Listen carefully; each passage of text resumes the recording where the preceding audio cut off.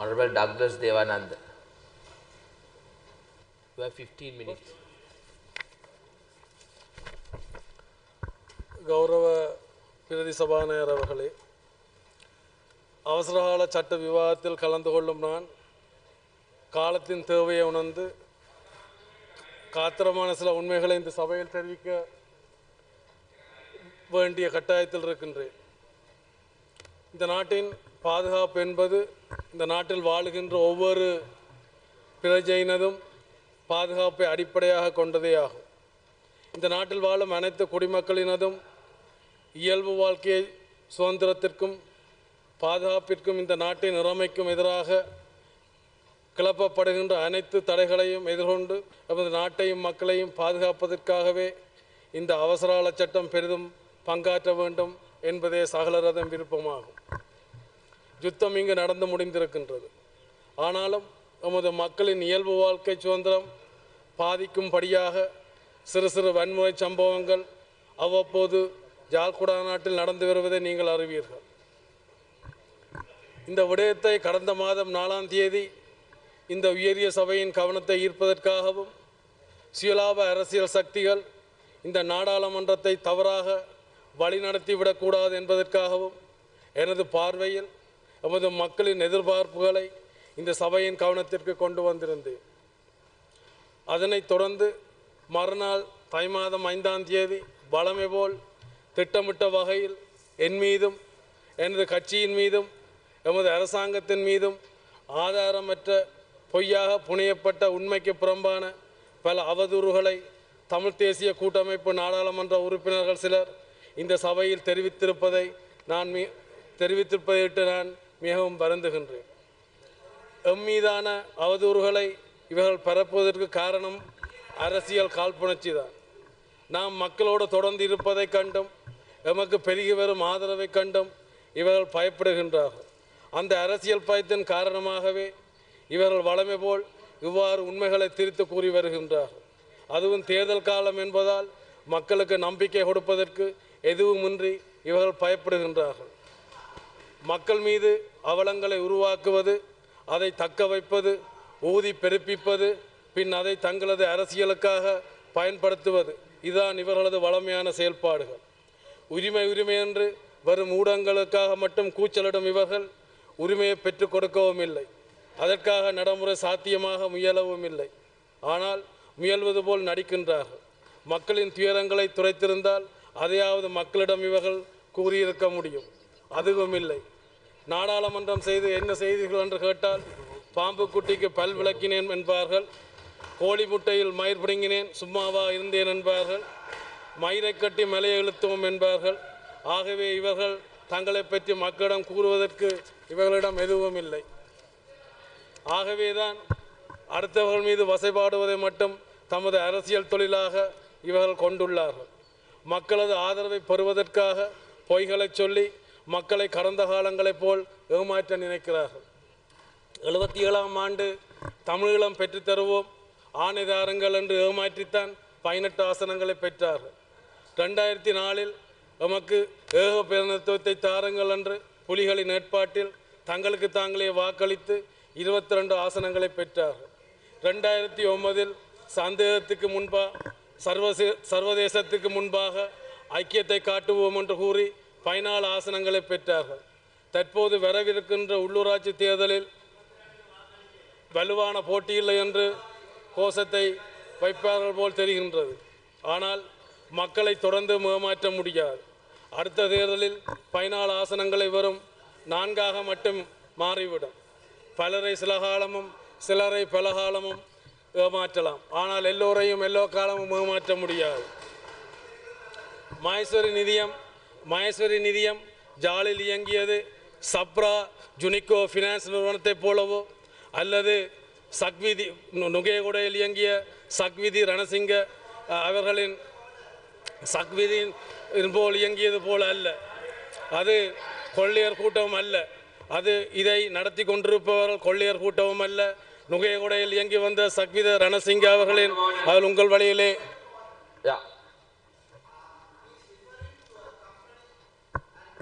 nothing to do with, and I was never a director and he is just accusing, and it's very wrong. It must be deleted. So far, If there is any reference, So if far- there is any reference to an honourable member which is contrary to the standing orders, we will take steps to expunge. so far not. So, Honourable Minister, can you continue? Yes. That's not a point of order.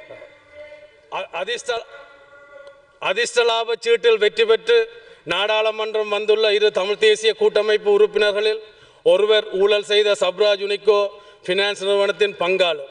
அடுத்தவர் உடுவில் பெண்கள் பாடசாலையை தங்களது சுயலாபத்திற்கு பயன்படுத்துவதற்காக சீரழிவு சட்ட ஆலோசனை வழங்கிய சட்டத்தார்கள். சேற்றுக்குள் இருக்கும் பண்டிக்கு முன்னால் முத்தை போட்டால் பண்டிக்கு முத்து சேராக தெரியும். இதுபோல மகேஸ்வரி நிதியமும் இவர்களது கண்களுக்கு தெரிகிறது.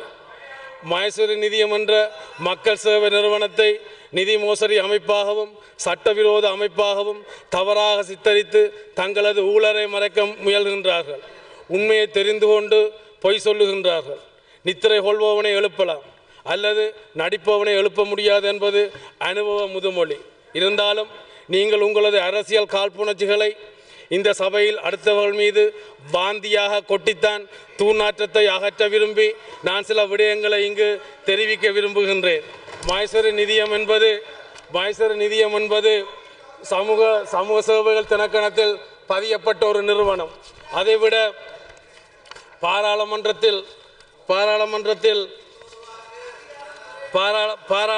பாராளுமன்றத்தில் கூட்டமைப்பு செய்வதற்காக அமைச்சரவை அங்கீகாரம் பெற்றது. ஆனால் துரவசவசமாக பாராளுமன்றம் கலைக்கப்பட்டபடியினால் செய்ய முடியவில்லை. ஆனால் தற்போது அது பூரணத்துவம் பெற்று கொண்டிருக்கின்றது. மற்றும் அதனுடைய விலை தொடர்பாக தெரிந்து கொண்டு சொல்லுகின்றார்கள். ஆனால் அதனுடைய விலை இலங்கை ஜாழ் மாவட்டத்தினுடைய கச்சேரியினுடைய விலை நிர்ணய குழுவினால் நியமிக்கப்பட்ட லொரி கூலிகள் உட்பட அந்த விலை அடங்கும். அதாவது உங்களுக்கு தெரியாமல் இருக்கலாம், சிலவில் நீங்கள் அங்காள பக்கத்தில் வாழ்பவர் இல்லாமல் இருக்கலாம். கோப்பாய் சாவகச்சேரிக்கு 8,000 ரூபா, நல்லூர் தெல்லிப்பளை உடுவில் சண்டிலிப்பா 8,500 ரூபா, யாழ்ப்பாணம் சங்கானைக்கு 9,000 ரூபா, பருத்துறைக்கு வந்து லொரியில் கொண்டு போகிறாண்டால் 6,000 ரூபா, பருத்துறைக்கு உழவு இயந்திரத்தில் கொண்டு போகிறாண்டால் 2,250 ரூபா, காரணருக்கு 10,000 ரூபா, ஊராத்துறை வேலனைக்கு 11,500 ரூபா. இதெல்லாம் வந்து கச்சேரியினுடைய விலை நிர்ணய கட்டுப்பாட்டு குழுவினால் தீர்மானிக்கப்பட்ட விலை.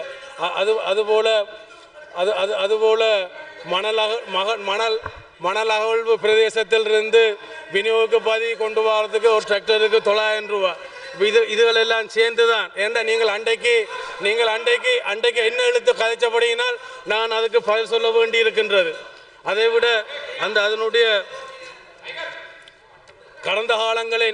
கடந்த காலங்களில் புலிகளின் மோசடிகளை கண்டித்த இபிடிபியினர் அதே மோசடிகளை செய்யலாமா என்று கேள்வி எழுப்பின சப்ராஜ் யுனிகோ ஃபினான்ஸ் ஊழல் உறுப்பினர்.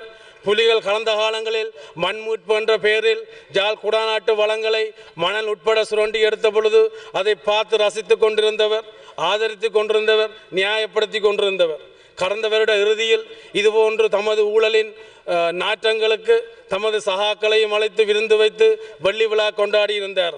இவரின் ஊழலை பாதுகாக்கின்ற இவரின் உதயன் பத்திரிகை நிறுவனம் அரசிற்கு இதுவரை செலுத்த வேண்டிய இறைவரியை செலுத்தியுள்ளதா என்பதை இந்த சபையில் வெளிப்படுத்துமாறு கேட்க விரும்புகின்றேன்.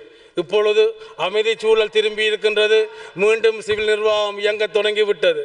புலிகளின் காலத்தை போல் விரும்பிய இடங்களில் விரும்பிய நேரங்களில் எல்லாம் மண்ணகல முடியாது. ஆகவே சட்டத்தை நிலநாட்டும் அரசாங்கத்தின் சிவில் நிர்வாகத்தை கட்டுப்பட்டு மகேஸ்வரி நிதியம் இந்த சேவையில் ஈடுபடுகின்றது. ஏற்கனவே உங்களுக்கு அதனுடைய விலைகள் கூட சொல்லப்பட்டிருக்கின்றது. எங்கெங்கு எவ்வளவு விலைகள் எல்லாம் கொடுக்கப்படுகின்றது என்று சொல்லி. ஆனபடியினால் விஷயங்கள் தெரிந்து கொண்டு இந்த சபையை தவறாக வழி நடத்த வேண்டாம் என்று கேட்டுக்கொள்ளுகின்றேன். அதேபோல குளத்தணையில் சுட்டுக் கொல்லப்பட்ட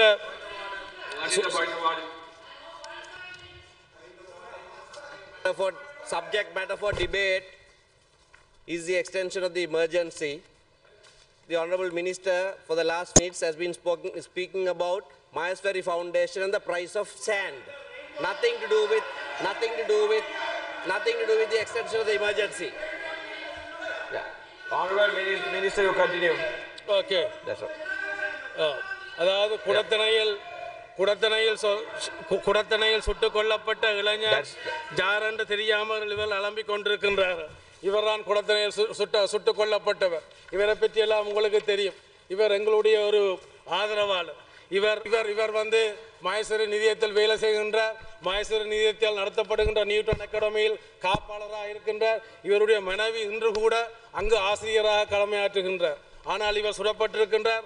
அங்கு நாங்களெல்லாம் கலந்து கொண்டது எங்களுடைய உறவினர் அல்லது எங்களுடைய உறுப்பினர் அல்லது ஆதரவாளருடைய இறுதி கடமைகளில் கலந்து கொள்வது எங்களுடைய கலாச்சாரம். அந்த மரபு தெரியாமல் நீங்கள் கதைத்து வருகின்றீர்கள். இங்கே அண்ட புழுகனும் ஆகாச புழுகனுமாக சேர்ந்து எம் மீது அநாகரிகமான முறையில் அவதூறு பொழிகின்றார்கள். கௌரவ பிரதி சபாநாயகர் அவர்களே, அண்ட புழுகன் ஆகாய புழுகனுடைய கதை உங்களுக்கு தெரியுமோ தெரியாது. தூரத்தில் ஒரு மலையை பார்த்து அண்ட புழுகன் சொன்னானாம், ஒரு எறும்பு உண்டு அந்த மலை உச்சியில் ஊறுகின்றது தெரிகிறதா என்று. அதை கேட்டுக்கொண்டிருந்த ஆகாச புழுகன் சொன்னானாம், ஓம் அந்த எறும்பு காலை உடைத்து கொண்டு நொன்றிக்கொண்டு ஊறிக்கொண்டு திரிகிறது என்று சொன்னானாம். அதுபோல தமிழ் மக்களின் தலைவிதியை அண்ட புழுகர்களும் ஆகாச புழுகர்களும் இப்பொழுது தமிழ் மக்களின் பிரதிகளாக இருக்கின்றார்கள். இவ்வாறு அண்ட புழுகங்களையும் சொல்லித்தான் அப்பாவி தமிழ் மக்களை ஏற்றி சப்ரா யுனெஸ்கோ பிரான்ஸ் நிறுவனம் நடத்தினார்கள். நான் ஜார் என்ற தலைப்பில் முன்னாள் சப்ரா யுனிகோ பிரான்ஸ் ஊழல் நிதி நிறுவனத்தின் உரிமையாளரும் நிர்வாக முகாமையாளரும் என்ற தலைப்பில் தற்கொலை செய்யும் நிலைமைக்கு சென்று பாதிக்கப்பட்ட தமிழ் மக்கள் கௌரவ பாராளுமன்ற உறுப்பினர் சரவணனின் புகைப்படத்துடன் ஒரு துண்டு பிரசுரத்தை வெளியிட்டிருந்தார்கள். அந்த துண்டு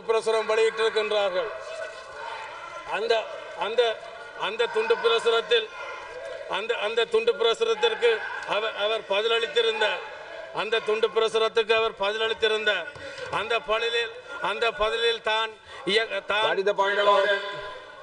He is mentioning my name. Yes, he said. And for which I am not if there is able any to. reference that can be struck off, if it is contrary to the standing orders. Even the last trip, they both mentioned my name several times. Yeah. So that's why that day I was not there. I am answering to that. It is in the paper. So that's why I am going to answering to that. So, Honorable Minister, you continue, you will lose your time. So, நான் தலைப்பில் அவரால் பாதிக்கப்பட்டவர்கள் ஒரு துண்டு பிரசுரம் அடித்து விட்டிருந்தார்கள். அந்த துண்டு பிரசுரத்துக்கு பதில் கொடுக்கும் விதமாக கௌரவ சரவணபவன் அவர்கள் சொல்லியிருந்தார்கள், தான் அதில் பங்காளியாக இருக்கவில்லை என்று சொல்லி. ஆனால் கம்பெனி ரெஜிஸ்டர்ட் அந்த இதில் வந்து ஒரு பங்காளியாக இருந்ததா. Standing Order 87 prohibits mentioning honorable member's name. Honorable Minister, even after the ruling by the chair, is continuing to refer to an honorable member by name and defaming him. Yeah. That's Honorable Minister will not refer to any member by name. If there is any reference, as I confirm, if there is any reference, that will be struck off the record. ஊடக தர்மம் பற்றி உபதேசம் செய்கிறார். ஆனால் தினக்குரல் வீரேசரி பத்திரிகைகள் சிங்கள பேரினவாதத்தின் பத்திரிகை என்று புலிகளுக்கும், அதே தினக்குரல் வீரேசரி மற்றும் வலம்புரி பத்திரிகைகள் தமிழ் தேசியவாதத்தின் பத்திரிகைகள் என்றும் அரசாங்கத்திற்கும் இருபக்கமும் இருவேறு போலி முகங்களை காட்டி பத்திரிகைக்கு தடை ஏற்படுத்த பொய்யுரைத்த கடந்த கால தண்டவாளங்களை சகலரும் அறிவார்கள். கசாப்பு கடைக்காரன் ஜீவகாரணியம் பேசுவது போல் கொள்ளைக்காரனே கொள்ளைகளை பற்றி பேசுகிறார். ஊடக தர்மத்தை கொன்றொழித்தவர்களே ஊடக தர்மம் பற்றி உபதேசம் செய்கின்றார்கள். ஊடக சுதந்திரத்தை துஷ்பிரயோகம் செய்யும் கடந்த காலங்களில் எமது மக்களை கொன்றவர்களும் இவர்கள்தான், கொல்ல கொடுத்தவர்களும் இவர்கள்தான்.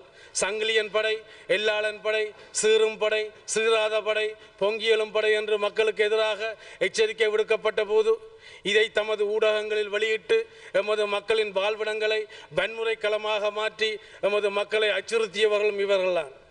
நாங்கள் விடுதலைக்காக ஆயுதம் ஏந்தியவர்கள், இலங்கை இந்திய ஒப்பந்தத்தின் பின்னர் ஜனநாயக வழிக்கு வந்தவர்கள். பாதுகாப்புக்கு வைத்திருந்த ஆயுதங்களையும் நாம் ஏற்கனவே ஒப்படைத்து விட்டோம். எமது உறுப்பினர்களின் கரங்களில் ஆயுதங்கள் இருந்திருந்தால் அவர்களை தெருவாக தினமும் சுட்டுக் கொல்லப்பட வேண்டிய நிர்பந்தம் வந்திருக்காது. நிராயுதபாணிகளாக இருந்த காரணத்தினால் மட்டுமே அவர்கள் சுட்டுக் கொல்லப்பட்டார்கள். அதேபோல் உடுவில் பெண்கள் கல்லூரியை அபகரிக்க முற்பட்டவர்களுக்கு அவர்களது கையில் ஆயுதங்கள் இருந்திருந்தால் எப்படி இருந்திருக்கும் என்பதற்கு அந்த உடுவில் பெண்கள் கல்லூரி சாட்சியமாக இன்று இருக்கின்றது. தமிழ் தேசிய பாராளுமன்ற உறுப்பினர்கள் தமது பாதுகாப்பிற்காக ஆயுதங்கள் என்றும் வைத்திருக்கின்றார்கள். ஏன் தமிழ் தேசிய கூட்டமைப்பு பாராளுமன்ற உறுப்பினர்கள் மட்டுமே ஆயுதம் ஏந்தாதவர்களா? வேங்கை வேதாந்தம் பேசியதாம் மாமிசம் புசிப்பதில்லை என்பது போல் அது நீங்கள் அங்கு போய் உடுவில் கல்லூரி சமூகத்தை கேட்டவர்கள் சொல்லுவார்கள் என்ன மாதிரி நீங்கள் இது பண்ணினீர்கள் என்று சொல்லி.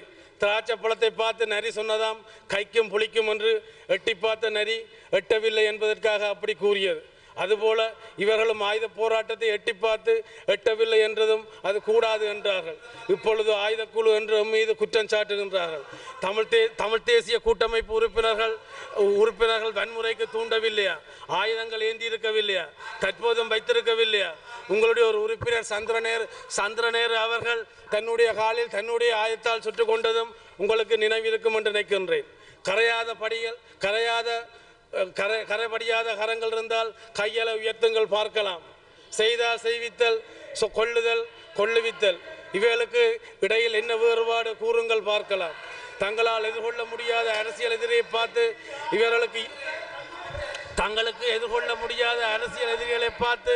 இவர்களுக்கு இயற்கை மரணம் இல்லை என்று மேடைகளில் கூச்சமிட்டவர்கள் இவர்கள். இதன் அர்த்தம் என்று பகிரங்கமாக கேட்கின்றேன். கௌரவ பிரதி சபாநாயகர் அவர்களே, இந்த நாட்டில் இயல்பு வாழ்க்கை பாதிப்படைவதால் யாருக்கு நட்டம், யாருக்கு லாபம் என்று இங்கு இருப்பவர்கள் எண்ணி பார்க்க வேண்டும். இயல்பு வாழ்க்கை எங்களுக்கு லாபம். இயல்பு வாழ்க்கை சீரழிக்கப்படுவது அவர்களுக்கு நட்டம். அப்படியாயின் இயல்பு வாழ்க்கையை நாம் எப்படி சீரழிக்க முடியும் என்பதை சிந்தித்து பார்க்க வேண்டும். நாங்கள் ஜனநாயகவாதிகள், கருத்துக்களால் எதிர்கொள்பவர்கள். இதை இவர்கள் நன்கு உணர்ந்துதான் நம் மீது நாங்கள் ஜனநாயகவாதிகள், கருத்துக்களால் எதிர்கொள்பவர்கள். இதை இவர்கள் நன்கு உணர்ந்துதான் நம் மீது துணிச்சலாக அவதூறு பொழிகிறார்கள். ஆகவே நாங்கள் ஜனநாயகவாதிகள் என்பதை இவர்கள் நிரூபித்து விட்டார்கள். வலிகாமம் உதவி கல்வி பணிப்பாளர் சிவலிங்கம் அவர்களின் கொலை குறித்து நீலி கண்ணீர் உதவி கல்வி பணிப்பாளர் சிவலிங்கம் அவர்களின் படுகொலையில் உதவி கல்வி பணிப்பாளர் சிவலிங்கம் அவர்களின் கொலையில் தமிழ் தேசிய கூட்டமைப்பு பாராளுமன்ற உறுப்பினர் ஒருவருக்கு சம்பந்தம் இருப்பதாக செய்திகள் வருகின்றன. இது அம்பலத்துக்கு வரப்போகின்றது. கடந்த கால சப்ரா யுனெஸ்கோ பிரான்ஸ் படுகொலைகள் பகற்கொள்ளைகள் முதற்கொண்டு இவர்களது வண்டவாளங்கள் ஜாகம் வெளிவரப்போகின்றது. சட்டத்தின் முன் நிறுத்தப்படுவார்கள். கோவிலில் சங்கிலியை திருடிவிட்டு திருடனே புடி என்று கத்திக்கொண்டு தப்பியோடுவதை போல் இவர்கள் தப்பியோட முயல்கின்றார்கள். ஜாலில் ஒரு பத்திரிகை, அதில் வேலை செய்பவர்களுக்கு ஒழுங்காக வேதனம் கிடைப்பதில்லை. சிலருக்கு எந்த வேதனமும் வழங்கப்படவில்லை. அந்த ஊழியர்கள் என்னோடு தொடர்பு கொண்டு கண்ணீர் விட்டு அழுகின்றார்கள். சப்ரா யுனெஸ்கோ பினான்ஸ் மூலம் கொள்ளையடிக்கப்பட்ட பணத்தில் ஆரம்பித்து அந்த பத்திரிகை ஊழியர்கள் வேதனம் இல்லை. அதன் ஊழியர்கள் மட்டும் இன்னமும் அந்த பணத்தில் பெரும் பகுதியை வைப்பிலிட்டு ஆடம்பர வாழ்க்கை வாழுகின்றார்கள். இதுக்காக நாங்கள் தமிழ் தேசிய கூட்டமைப்பினர் உடைய கொள்கை பிரச்சனை என்று நாங்கள் சொல்லவில்லை. நல்லூர் கூட்டுறவு சங்க மோசடியில் மூத்த தமிழரசு கட்சி உறுப்பினர் ஈடுபட்டதாக சங்க உறுப்பினர்கள் குற்றம் சாட்டி அவரை பதவியிலிருந்து விலக்கி விசாரணைக்கு நிறுத்தியிருக்கிறார்கள். அதற்காக நாங்கள் தமிழரசு கட்சி ஊழல் மோசடி செய்தது என்று கூறினோமா? இல்லை. தமிழரசு கட்சி உறுப்பினர் ஒருவர் தனது சொந்த மகளையே பாலியல் வல்லுறவு செய்திருக்கிறார். அதற்காக தமிழரசு கட்சி இவ்வாறு அசிங்கமாக செயலில் ஈடுபடுவதாக நாங்கள் கூறினோமா? இல்லை. Give me one minute please. காரநகரில் சிறுமி ஒருத்தியை பாலியல் வல்லுறவு செய்த குற்றத்தில் மாட்டியிருந்தவரை சட்டத்தின் பிடியிலிருந்து மீட்பதற்காக தமது சட்டத்துறையை பயன்படுத்தியவர்கள் இந்த தமிழ் தேசிய கூட்டமைப்பில் இருக்கக்கூடிய சட்டத்தரணிகள். இதை நாங்கள் தமிழ் தேசிய கூட்டமைப்பினுடைய கொள்கை என்று சொன்னோமா? இல்லை. தமிழ் மக்களுக்கு கொடுத்த வாக்குறுதிகளை காப்பாற்ற வக்கில்லாதவர்கள், கிடைத்த சந்தர்ப்பங்களை எல்லாம் போட்டுரைத்தவர்கள், தமிழ் மக்களை முள்ளிவாய்க்காலுக்கு தள்ளிவிட்டவர்கள், கொலைகளுக்கு நியாயம் கற்பித்து ஊடக வன்முறை நடத்துபவர்கள், இளைஞர் யுவதிகளை இரத்தம் சிந்துமாறு கேட்டுவிட்டு தாம் மட்டும் ஓடி ஒழித்து கொண்டவர்கள். புலிகள் இருந்தபொழுது புலிகள் ஒரு முகம், அரசாங்கத்துக்கு இன்னொரு முகம், மக்களுக்கு அதை விட இன்னொரு முகம். தமிழ் மக்களுக்கு தமிழரசு அமைப்போம் என்றார்கள், கூறினார்கள். இந்தியாவுக்கு சென்றுவிட்டு இந்தியா எங்களுடைய கொள்கைகளை தான் ஏற்றுக்கொண்டோம் என்று சொன்னார்கள். ஆனால் இந்தியா தெளிவாக சொல்லிவிட்டது, 13ஆம் திருத்த சட்டத்தை அடிப்படையாக ஆரம்பமாக கொண்டு தமிழ் மக்களுடைய அரசியல் உரிமை பிரச்சனையை தீர்க்க வேண்டும் என்று சொல்லி. டக்ளஸ் தேவானந்தா பாம்புக்கு பல்ல விளக்குகின்றார். கடல் நீர் முழுவதையும் எண்ணெயாக்கி கடல் மீன்கள் அனைத்தையும் இபிடிபி அப்படியே பொரித்து சாப்பிடுகின்றன சொல்லி வந்தார். ஊடகங்களை உற்று நோக்கி பார்த்தால் தென்னிலங்கையில் வன்முறை சம்பவங்கள், தமிழ்நாட்டில் வன்முறை சம்பவங்கள், புலம்பெயர்ந்த நாடுகளில் குறிப்பாக தமிழ் மக்களின் வீடுகளில் கொள்ளைகள். ஆகவே இது ஒரு தனிமனித சமூகத்தில் நிலவுகின்ற குறைபாடுகளாகவும் குற்றச்செயல்களாகவும் நோக்கப்பட வேண்டும். ஆனாலும் கடந்த கால யுத்தாவடங்களை தாங்கி நடந்து வந்த நமது மக்களின் வாழ்விடங்களில் இதுபோன்ற வன்முறை சம்பவங்கள் நடப்பதை மரத்தால் விழுந்தவனை மாடுகறி மிதிப்பது போன்ற துயரமாகும். ஆகவே மக்களின் வாழ்விடங்களில் நடக்கும் வன்முறை சம்பவங்கள் குறித்து நாம் விசேட கவனம் செலுத்தி வருகின்றோம். போலீசாருடன் இணைந்து விழிப்பு குழுக்கள் அமைத்து வருகின்றோம். மக்களுக்கு விழிப்பூட்டி வருகின்றோம். அதேவேளை உண்மையான குற்றவாளிகள் அனைவரையும் கண்டறிந்து சட்டத்தின் முன் நிறுத்தி வருகின்றோம். இதன் மூலம் வன்முறை சம்பவங்களில் ஈடுபட்ட பலர் கைது செய்யப்பட்டிருக்கின்றார்கள். இன்னும் எஞ்சியிருக்கும் குற்றவாளிகளையும் கைது செய்வதற்கான நடவடிக்கைகள் மேற்கொள்ளப்படுகின்றன.